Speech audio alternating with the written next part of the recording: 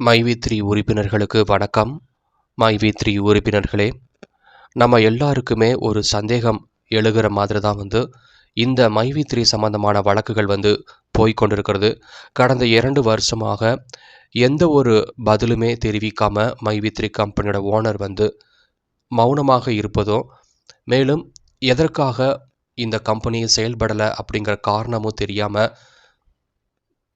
இந்த மைவி3 கம்பெனி மேலே பொய் வழக்கு போட்டு இந்த கம்பெனியை நிரந்தரமாக மூடணும், இந்த உறுப்பினர்கள் எல்லோருக்குமே மிகப்பெரிய ஏமாற்றத்தை கொடுக்கணுங்கிற அந்த ஒரு நோக்கத்துக்காக செயல்படக்கூடிய இந்த பொய் வழக்கு இந்த பொய் வழக்கு மேலே நிறைய எதிர்பார்ப்பு இருந்துச்சு. ஆனால் சில மாதங்களாக இந்த வழக்கு மேலே எல்லாருக்குமே சந்தேகம் எழுந்து கொண்டு வருகிறது. ஏன்னா உண்மையிலேயே இது வழக்கு தொடுக்கப்பட்டதா இல்லை தனிநபர் மேலே நடவடிக்கை எடுக்கப்பட்டது, அதாவது இந்த மைவி3 கம்பெனி ஓனர் மேலே நடவடிக்கை எடுக்கப்பட்டதுனால இந்த கம்பெனி செயலற்று இருக்குதா அப்படிங்கிறது நிறைய பேருக்கு சந்தேகம் எழுந்து வருகிறது. ஏன்னா 2 வருடங்கள் முடிந்தும் கூட இந்த கம்பெனியின் மேலே எந்த ஒரு தீர்ப்புமே வெளிவராமல் இருக்குது.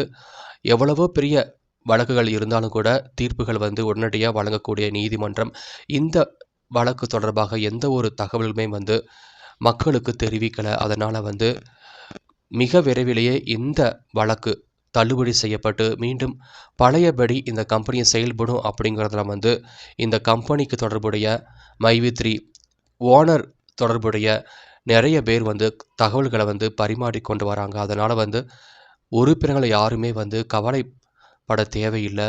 மீண்டும் இந்த கம்பெனியை செயல்படும். ஏன்னா அந்த அளவுக்கு தான் இந்த வழக்கினுடைய தன்மை இருக்குது. உண்மையிலேயே இந்த கம்பெனி மேலே வழக்கு தொடரப்பட்டு குற்றவாளிகள் கண்டுபிடிக்கப்பட்டாங்க அப்படின்னா குற்றவாளிகளுக்கு மிக விரைவிலே, அதாவது சில மாதங்களிலேயே அவர்களுக்கு தண்டனை வழங்கப்படும். அதற்கான குற்றப்பத்திரிகையும் தயாரிக்கப்பட்டு இதற்கான முடிவுகள் வெளியிடப்பட்டிருந்திருக்கும். ஆனால் எதுவுமே வெளியிடவில்லை. எல்லாருக்குமே இது ஒரு அச்சத்தையும் சந்தேகத்தையும் ஏற்படுத்துறதுனால கூடிய விரைவிலேயே 2 மாதங்களில் இந்த கம்பெனியின் மீது போடப்பட்ட பொய் வழக்கு தள்ளுபடி செய்யப்படலாம் அப்படிங்கிறத கருத்து தெரிவிச்சிருக்கிறாங்க.